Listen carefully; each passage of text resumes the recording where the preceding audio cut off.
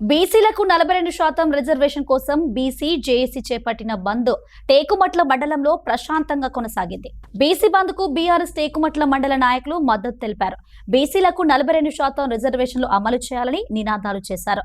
బీసీలకు 42% రిజర్వేషన్లు కల్పిస్తామని హామీ ఇచ్చిన కాంగ్రెస్ ప్రభుత్వం అధికారంలోకి వచ్చాక మాయ మాటలు చెబుతుందని ఆరోపించారు. రాష్ట్ర వ్యాప్తంగా బీసీల ఇచ్చిన బంద్కు మన కేటీఆర్ గారి ఆలోచన ప్రకారం మన నియోజకవర్గ మాజీ శాసనసభ్యులు గంట వెంకటరామారెడ్డి గారి ఆదేశాల మేరకు ఇలా బీఆర్ఎస్ పార్టీ నుండి బీసీలకు పూర్తి మద్దతు తెలియజేస్తున్నాము.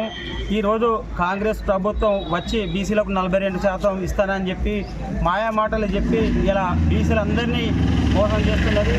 బీసీలకు 42% రిజర్వేషన్ ఇచ్చే వరకు బీసీల తరఫున బీఆర్ఎస్ పార్టీ కానీ బీసీల అందరం ఐక్యతగా ఉండి పోరాటం చేస్తామని టేకుమట్ల మండల్ బీఆర్ఎస్ పార్టీ నుండి ఖండిస్తున్నాం.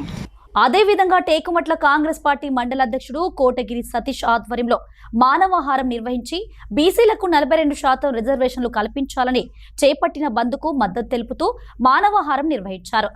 బీసీ సంఘాలు ఇచ్చిన బంధు పిలుపులో భాగంగా ఈరోజు టేకుమట్ల మండల కేంద్రంలో అన్ని పార్టీల బీసీ సంఘాల ఆధ్వర్యంలో బంధు పిలుపునివ్వడం జరిగింది. స్వచ్ఛందంగా ఈ బంద్లో పాల్గొని పూర్తి మద్దతు ఇచ్చిన టేకుమట్ల మండల వాణిజ్య వ్యాపారస్తులకు హృదయపూర్వకంగా బీసీ సంఘాల తరఫున కృతజ్ఞతలు ధన్యవాదాలు తెలియజేస్తా ఉన్నాం.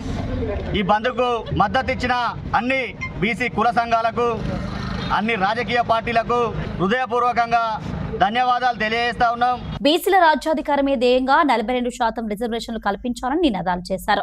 అన్ని పార్టీల జేఏసీ ఆధ్వర్యంలో చేపట్టిన బంద్కు వాణిజ్య వ్యాపారాలు అన్ని వర్గాల ప్రజలు సహకరించాలని అన్నారు.